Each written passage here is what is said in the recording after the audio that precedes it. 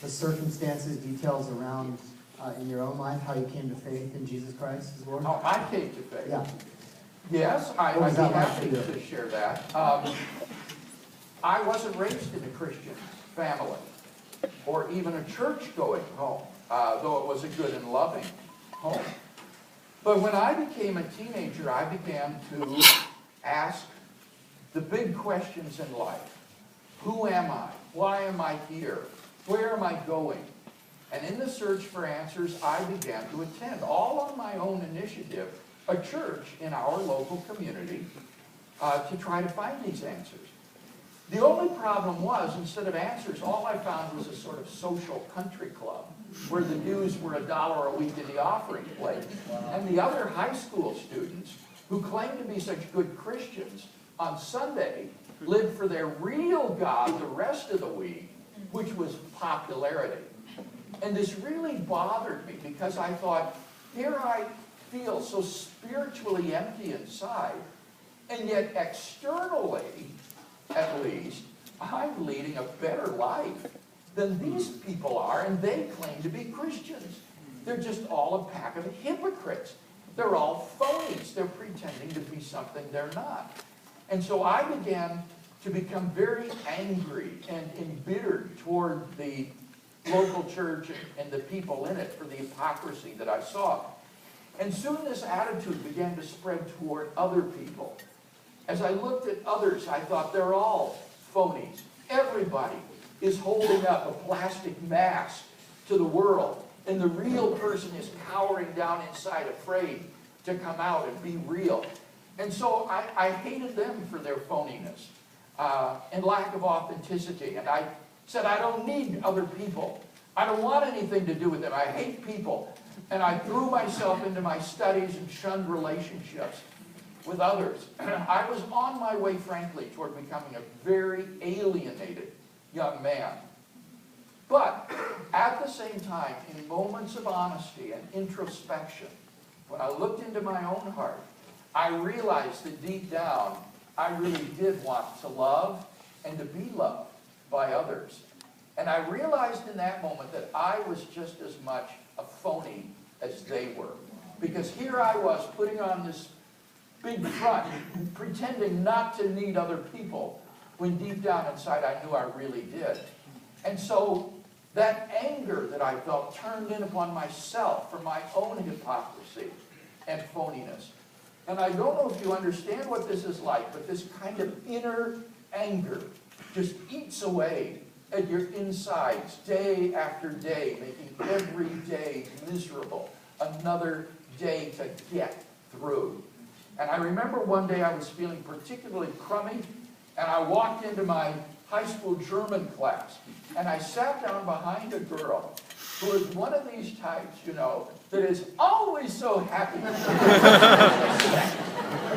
I tapped her on the shoulder, and she turned around, and I said to her, Sandy, what are you always so happy about? And she said, it's because I'm saved. And I said, you're what? And she said, I know Jesus Christ is my personal Savior. And I said, well, I go to church. She said, that's not enough, Bill. You've got to have him really living in your heart. And I said, well, what would you want to do a thing like that for? And she said, it's because he loves you, Bill. And that just hit me like a ton of bricks. I'd never heard this before. And the idea that there was someone who really loved me, and who was it but the God of the universe, just staggered me. I couldn't take it in. Well, I went home that night, and I found a New Testament that had been given to me by the Gideons when I was in the 6th grade, when they came to our grade school. I never read it, but I picked it up, and I began to read it. And as I did so, I was absolutely captivated by the person of Jesus of Nazareth. There was a wisdom about this man's teaching that I had never encountered before. And there was an authenticity about his life that was not characteristic of those people who claimed to be his followers in that local church I was attending. And I realized then that I couldn't throw the baby out with the bathwater. And as I read the New Testament, it became clear to me what my own problem was. My own wrongdoing and evil had separated me from God, so that the relationship that I was created to have with God was ruptured. And as a result, God seemed so unreal and distant to me. But the New Testament said that God had sent His Son, Jesus Christ, to pay the penalty for my sin and restore the relationship with God that I was created to have. Well, Sandy introduced me to other Christian students in the high school. I had never met people like this. No matter what they said about Jesus, the thing that I couldn't deny was that they were in contact with a plane of reality that I didn't even dream existed. A reality that gave a deep meaning and joy to their lives that I craved. Well, to make a long story short, after about 6 months of the most intense soul searching that I've ever gone through in my life, I just came to the end of my rope. And one night I cried out to God. And I cried out all the bitterness and the anger that had been building up inside of me.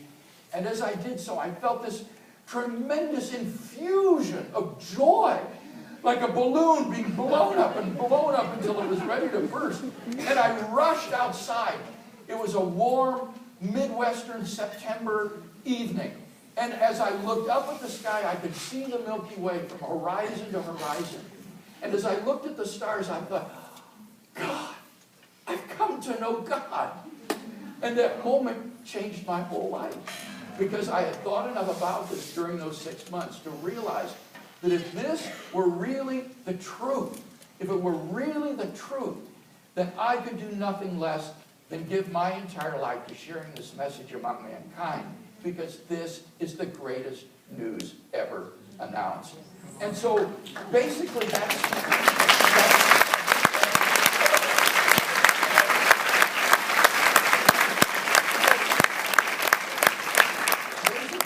why I'm here. I